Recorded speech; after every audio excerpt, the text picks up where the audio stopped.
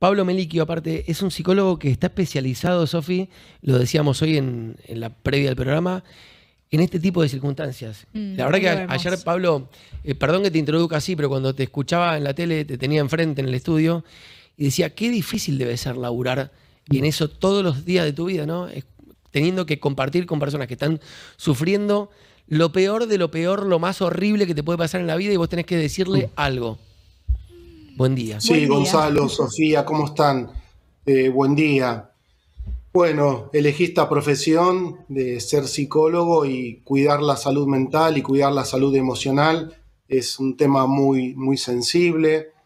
Aún todavía la salud mental sigue siendo un poco tabú, pero cuando pasan estas tragedias, cuando hay una muerte, cuando hay un accidente, cuando hay un suicidio, hay estos momentos tan existenciales y tan complejos de la vida, la tarea del psicólogo es, por supuesto, acompañar a la persona que está transitando el inicio del duelo, y como hablábamos ayer en el piso del canal, Gonza, es esto, que en esa primera etapa no hay muchas palabras, la gente cree que tiene que tener la palabra precisa, y lo que se precisa no es palabra ahí, sino presencia, mirar a los ojos, algo de la corporidad, la gestualidad, un mate, una disponibilidad, porque, como siempre digo, nadie se acuerda qué te dijeron en el medio de un drama, pero sí quién estuvo a tu lado, y eso es lo más central en la vida. ¿Sabes qué pienso, Pablo? En este caso estamos hablando encima de una familia que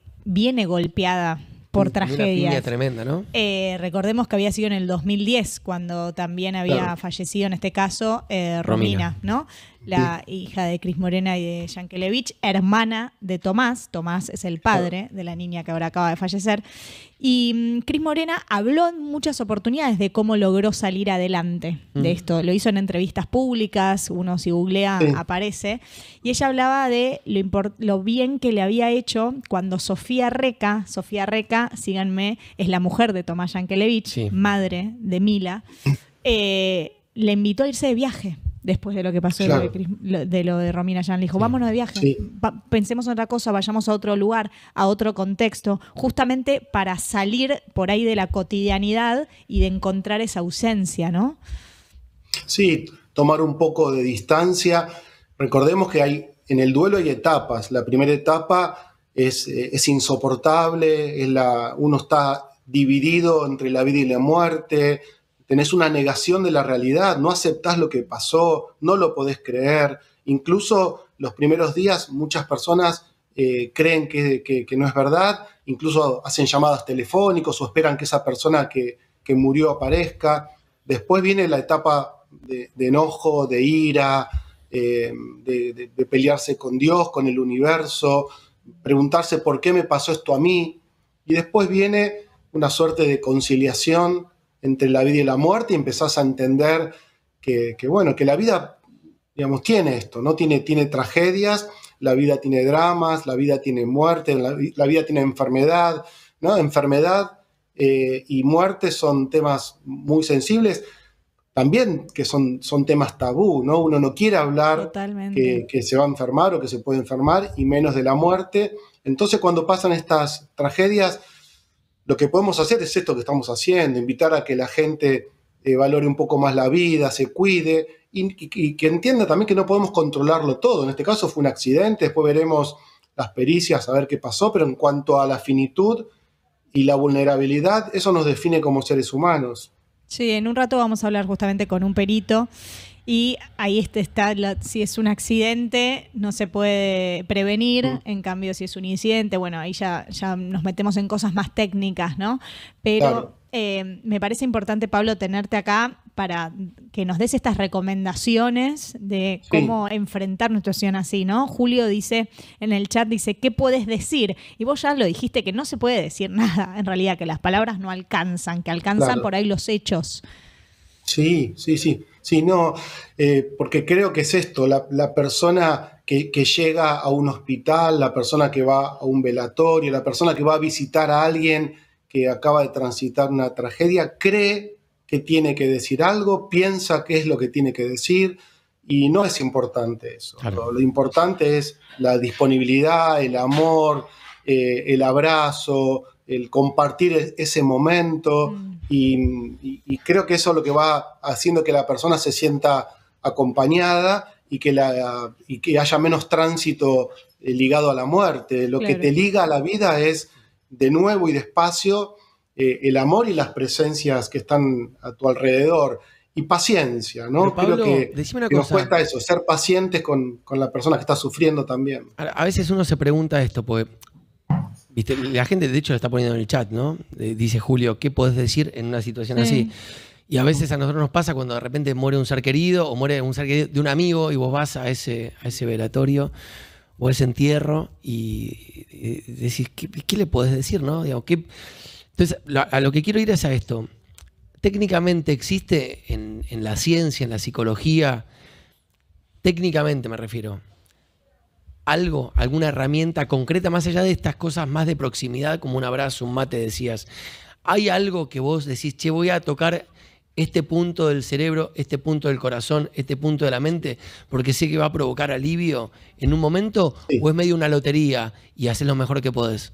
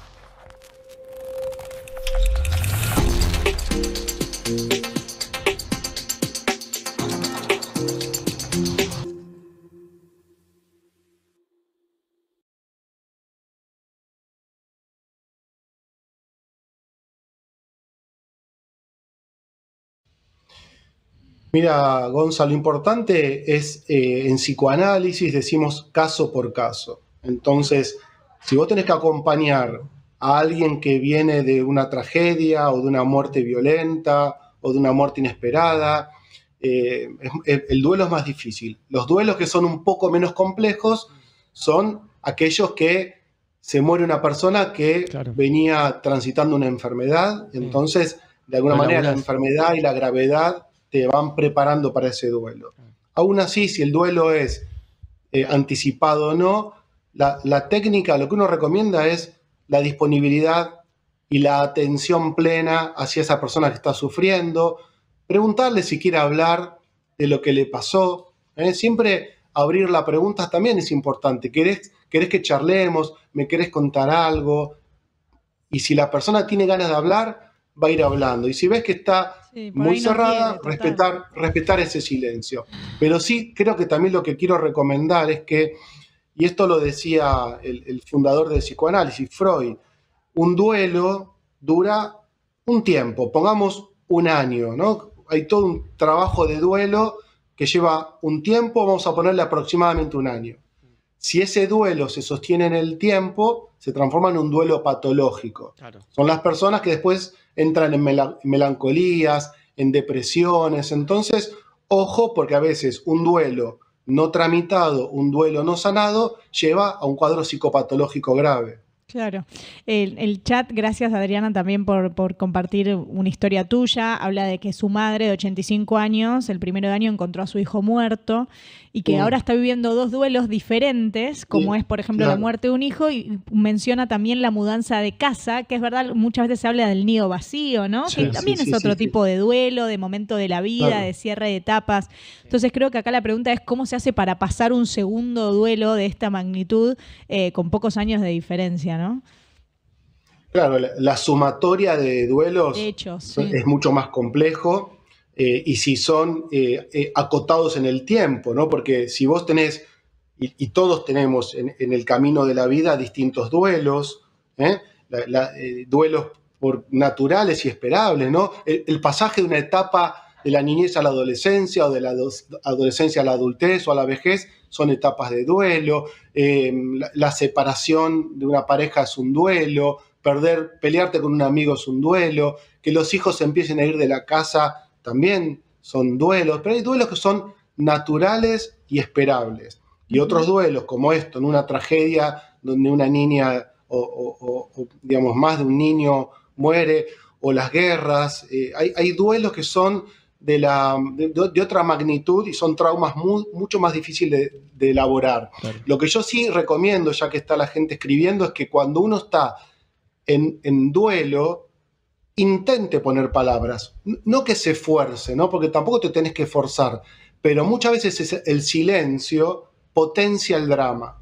Cuando puedas, si estás transitando un duelo, despacito empezar a poner palabra. La palabra empieza a aliviar y la palabra empieza a sanar porque te prepara para elaborar eso que te está pasando y no te queda adentro, que te asfixia mucho más. Facu. Pablo, entonces, si entendí bien, tu trabajo sería como acompañar a los familiares o a las personas que estén atravesando un duelo en cada proceso de ese duelo, ¿no? Como que lo importante es no saltear ninguno de esos procesos, ¿puede ser? Claro, exactamente. Te puedo poner un ejemplo bastante conocido que fue Cromañón. Yo atendí víctimas, ¿sí?, de Cromañón. Me acuerdo puntualmente de un papá que su hija murió ahí en Cromañón y bueno, imagínate recibir inmediatamente a alguna persona que perdió a su hija de esta manera, ¿no? En este drama tan grande que fue ese incendio.